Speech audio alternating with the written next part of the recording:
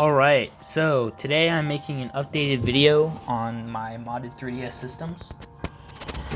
Alright, to begin with, the most important thing about the 3DS is this homebrew folder. This will give you access to all of your emulators and stuff.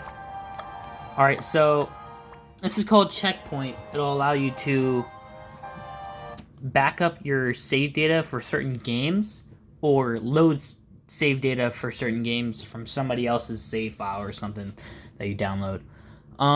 It also, as soon as you make a save file for a game, not every game can have cheats, but some games will allow you to use cheats, and that's what this is for. FBI, you don't really need to worry about this much unless you want to install new games. If you want to install new games, there isn't really that much room left because I filled most of it up. But just let me know and I can get you set up with installing new games and downloading them and whatnot. You won't really need to use this homebrew launcher for anything. This is called I don't even know how to say that, but basically it's a theme manager. It allows you to install custom themes. I already have one pre-installed for now. I already have a whole bunch of them in here as well. But basically you would, if you want to install a theme, say it's GameCube one, you hold A and then press up on the D-pad and then let go of A and it'll install the theme. Yeah, there's already some pre-installed here. The little browser icon right there with the mouse, that's how you get different themes. If you really wanted to, you could also go to let me show you this website, Theme Plaza.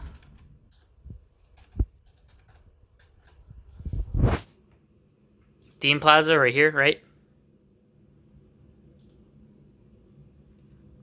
And this would be how you get newer themes easily. I prefer this method because you can see Ultra Instinct theme, you can click on it, right? And you can actually play the music out loud. And then, so if you want to download the theme, all you would have to do is hover over it with your mouse and it'll show this QR code. On the 3DS, you press R to load the QR code scanner, and then you can simply hover it over and it'll download it, just like that, super easy. So this is one method of getting themes, or you can just use the installed the default browser that's already in this theme manager. That's basically it for the theme manager. I know you can make your own themes, just I don't know how that works. I haven't done it before. Just let this load, give me a second.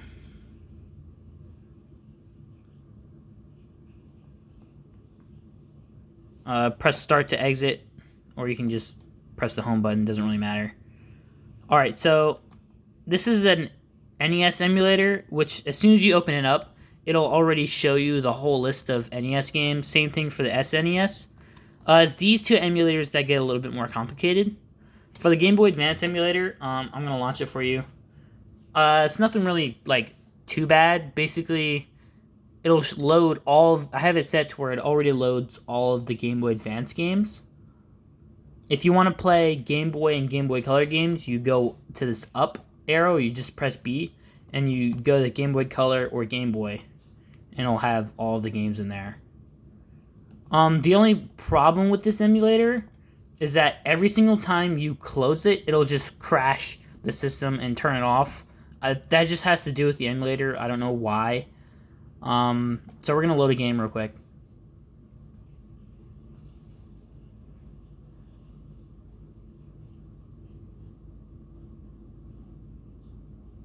Yeah, it's a little slow because the 3DS is a little underpowered compared to everything else, but it definitely works well. So you press Y to change the screen size.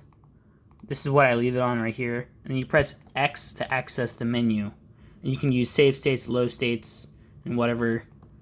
So you can get back to a specific point in the game without official saving. So I'm going to exit, right?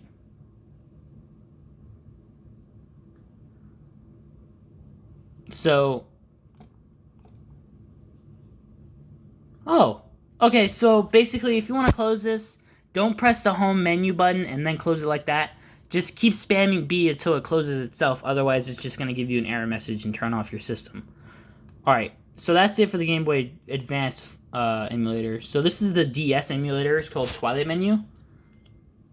It does take quite a minute to load. Like, you'll just see 2 blank screens for a minute.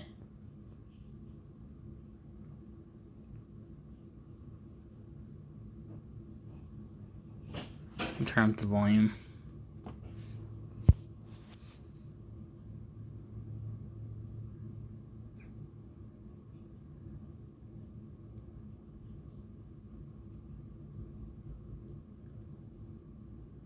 Yeah, it takes quite a while. I don't know why this is, but like, this is the best way to play DS games on a 3DS.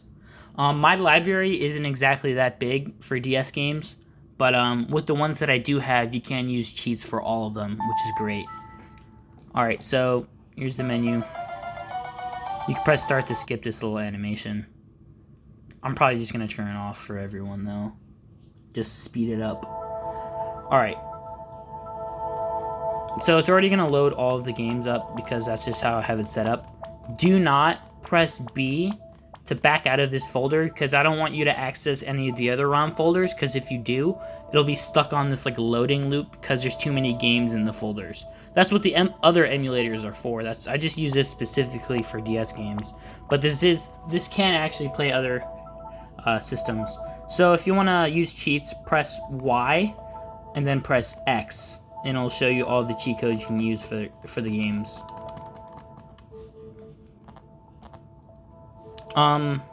If you want to add your own DS games, they do have to be specific games because there's a compatibility list. So yeah.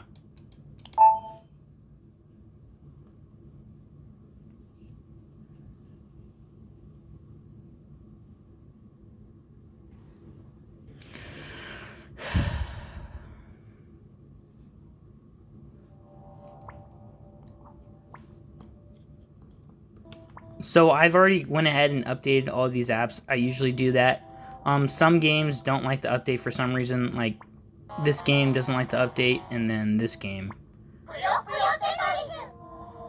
There's these 3 folders right here, which are filled to the brim, like fully filled with games. So there's 3 folders. They're all just retro games. I have every single Virtual Console game for the 3DS installed. So you have access to probably thousands of games already. Just basic 3DS games, Virtual Console games, and then emulators. Alright, so that's pretty much how you use the 3DS.